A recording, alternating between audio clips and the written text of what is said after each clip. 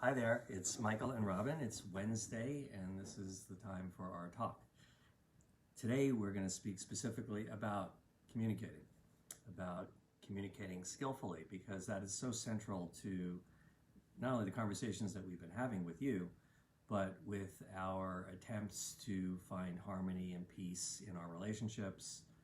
And the first and most important one perhaps is the relationship with ourselves. And so in fact we communicate with ourselves all the time. Our thoughts are addressing our own mind, and we're responding and relate to our thoughts in so many different ways. Our hope for today is to discuss some of the principles of communication that would include all of that. It would include the words, the phrases, and most specifically sort of the fundamental energy behind our intentions in reflecting on our thoughts, whether that's what we share with other people or even we start to address within ourselves. Robin, what do you, how would you introduce the subject? Well, I think what we need to know, what's most important about the skillful communication is the listening piece, conscious listening. So conscious listening creates an understanding and it creates a connection. Well, say more about that. Yeah, well, I would say, so I'm listening to you and I think very often when we're being communicated to, so let's say another person is speaking to us, or we're even listening to our own voice, what I hear you saying, what I think is actually so appropriate and true, is that we ideally are somehow fully open to receive everything that's coming across. We can even communicate with ourselves and be closed to hearing certain messages.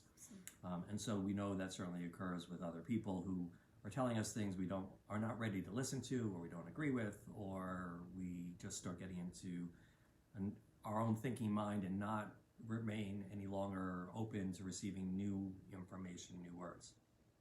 That said, I think for you listening to us right now, I think there's an equal emphasis that's required on the message itself that's being sent. And so very often we're initially the listener. Somebody is inviting us to hear what they have to say. And very often in our attempts to respond with acknowledgement, appreciation, and whatever else is necessary for the moment, how we then frame our words and our expression are very vital to this working well. Communication essentially requires two ends of a spectrum, the sender and the listener. So I would just say that you can't just focus on one or the other and get there entirely, though at any one point in any conversation you can start with, well, what does it feel like to listen fully? But I think the complementary conversation is, and what does it take to send messages effectively? Yes. So I hear you saying it's so important. When I use the word consciously, I think we're on the same path here, that whether you're listening to what's going on within yourself, which we've been talking about for weeks, about emotions versus opinions or evaluations. So I think this is really, really key, that when we're just listening, that we move into stillness and we clear what is going on up in our prefrontal cortex, in our minds, to actually set the intention to be conscious. So for me, when I'm with you, if I'm not conscious and I don't make that little shift, I need to be consciously listening right now. It's not a natural, a natural response for me all the time. Yeah, so that I think gets to intentionality. Like, what are you trying to achieve with communication? And since it's so important for all of us to feel connected, which includes being heard, seen, respected, appreciated, attempts to communicate with other people, we know that they also have a similar need. So in our communication, it's important to include the intentionality of the goal, which is for that connection and understanding, at least for some creation of harmony or better working relationship with those two parts. So if communication is about unity, achieving better unity, and that's the intention, then what does it take to do that? And I think what you're saying is really true. Is the first part of it is to, if that's your intention, to realize how essential it is to be a receiver that is really open to receive fully before you start infiltrating what's being received with secondary components of your own thought or your own feeling, etc. So there's that pause, and you use the word stillness, which I think is appropriate. If we can still our thinking mind to just focus on the receiving, I think that's more or less how this works from the point of view of the structure and the intention. Right. And being that we are such multitaskers right now with social media and being on the internet, and now our young people, we see they're doing many different things, and are they really tuned in to one thing? Right.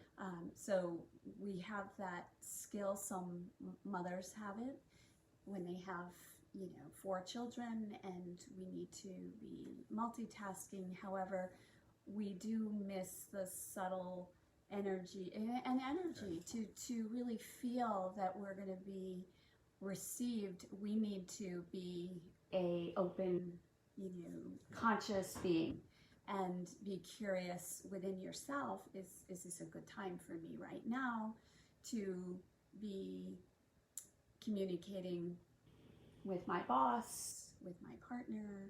And I think what you said is so beautiful. The clarity of knowing what it is that you would like to express ahead of time is really, really important.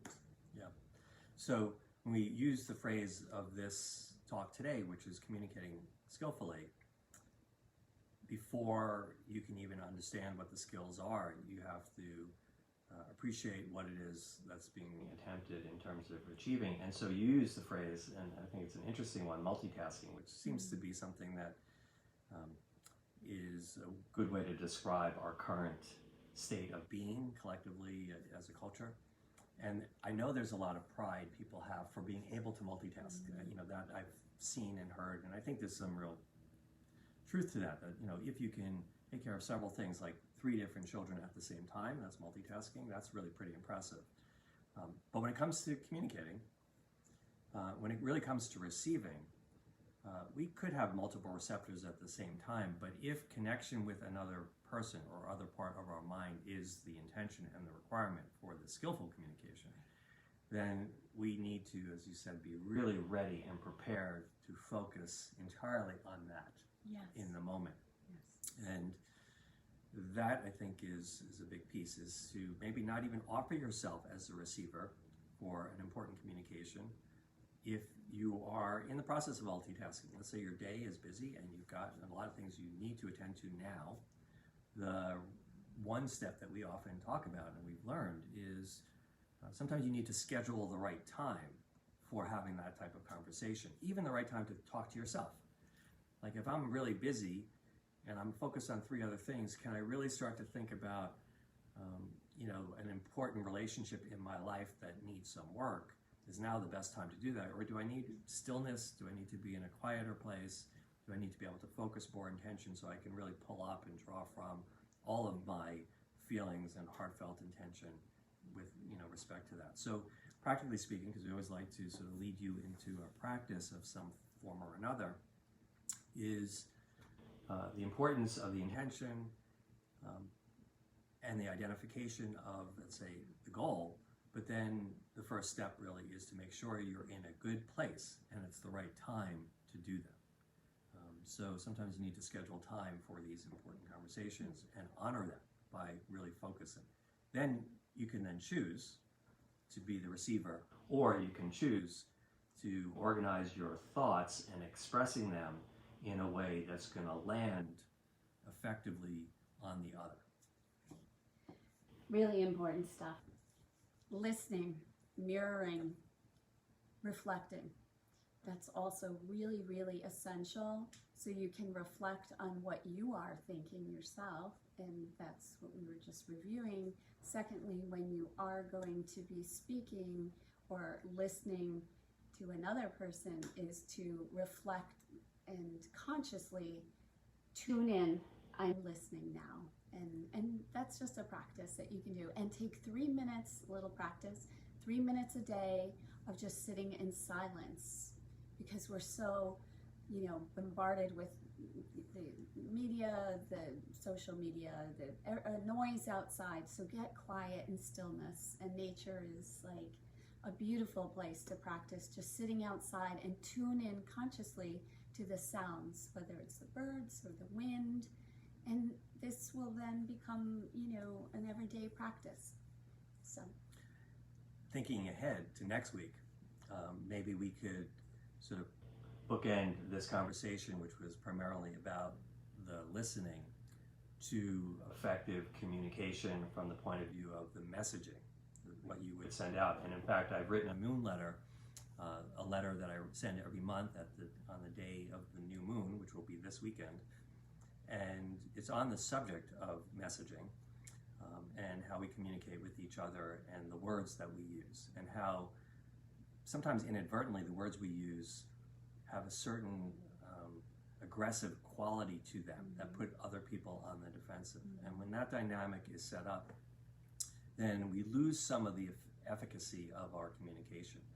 And so I'd like to think that next week maybe we'll continue this conversation and talk about the messaging and the words that we use, and the phrases, and the thoughts behind the words, and then the energy in those thoughts. Intentionality. Again, getting to intention, getting to how it starts from the loving heart. If that's really your goal, is to heal and to connect, then the loving heart is the origin of all of that. And if we can filter out some of the other extraneous matters that can affect the quality of that message, affect the purity of that message, we can learn to be much more effective in our messaging, and I think ultimately heal. So that's next week. This is the Wednesday Wellness Talks. It's on Raven. That's where we are here. The work is Slow Medicine, and you can reach us at slowmedicine.org. Certainly, be open yourself to communicating with us, sending us messages, thoughts about what we might discuss in the future, even your reflections of what we shared with you today. That would be wonderful. And we really look forward to hearing from you and staying connected with you. We hope you have a great week. Take care. Thanks for tuning in.